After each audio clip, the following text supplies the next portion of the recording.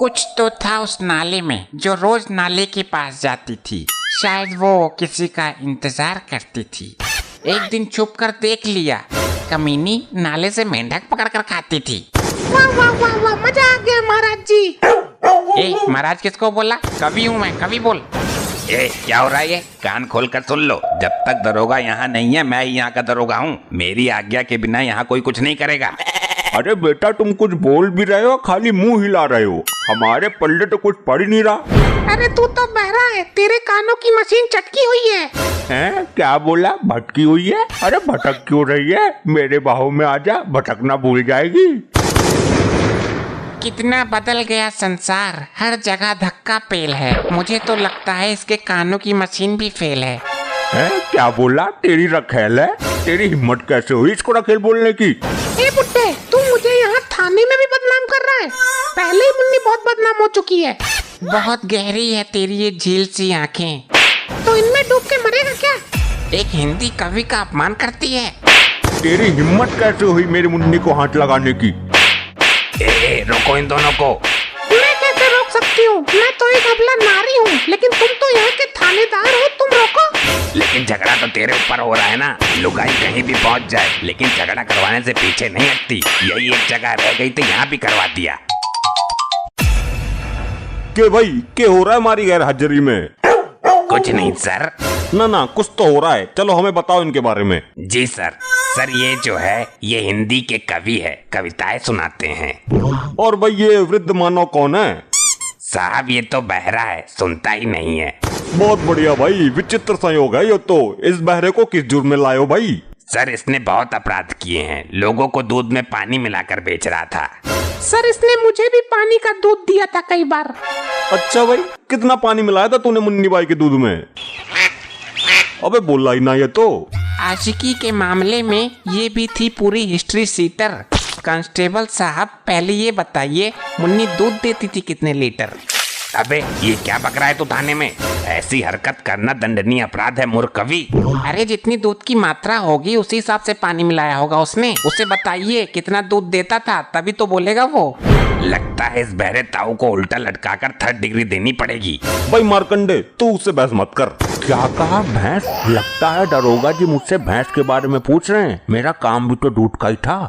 साहब मुन्नी भी कम हरामी नहीं थी अपने टाइम की, चाहे इस बहरे से ही पूछ लो। बता भाई मुन्नी कैसी औरत थी? सर काली थी।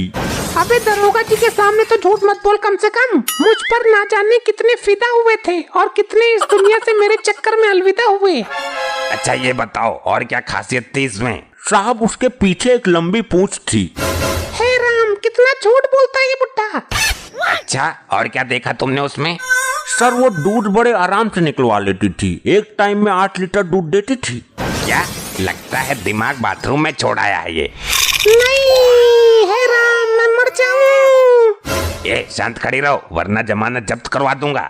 ए भाई ये बकवास बंद करो और सच बताओ, वरना थाने में झूठ बोलने का तुम्हें बहुत बड़ा दंड मिलेगा। बेटा सबकी टांग उल्टी करके मारूंगा।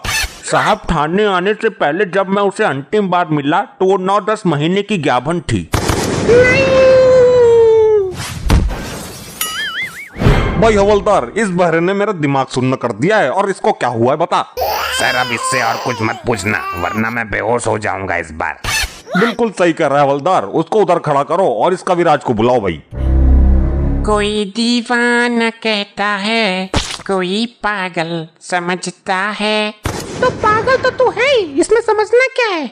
देख लो सर जी, समझा लो इसे, ये मेरी कविताओं का अपमान है। शांत खड़ी रहो मुन्नी। एक कवि के लिए उसकी कविताएं औलाद से बढ़कर होती हैं। भाई कांस्टेबल, हमने यहाँ इसे कविता सुनने के लिए नहीं बुलाया है। उल्टा लटका कर पेलो इसे। सर इसका सबसे बड़ा अपराध ये है कि इसकी कविता सुनकर एक निर्दोषी प्राणी मारा गया। साहब ये बात गलत है इनकी। दूध तो बांकड़ी भैंस का ही अच्छा होता है। ये बहरा भी ना अपनी ताल अलग ही लगाता है। तो भाई ये बता, ऐसी कौन सी कविता सुनाई थी तूने जिसे सुनकर उस प्राणी की मृत्यु हो गई? साहब हुआ ये था कि मैं एक दिन कविता पाठ कर रहा था।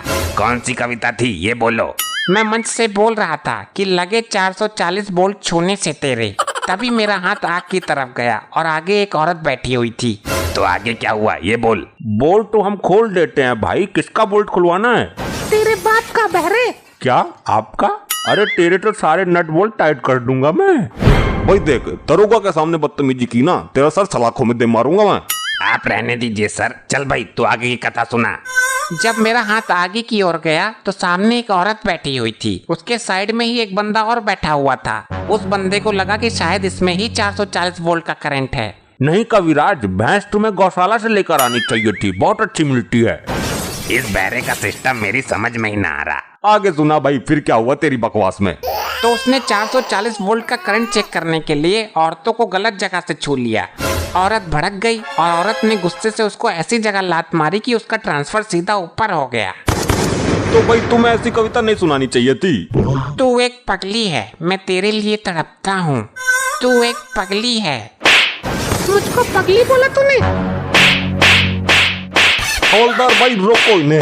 सर ये मेरे रोकने से नहीं रुकेंगे। ये लुगाई प्रचंड होकर पूरी शक्ति के साथ वार कर रही है।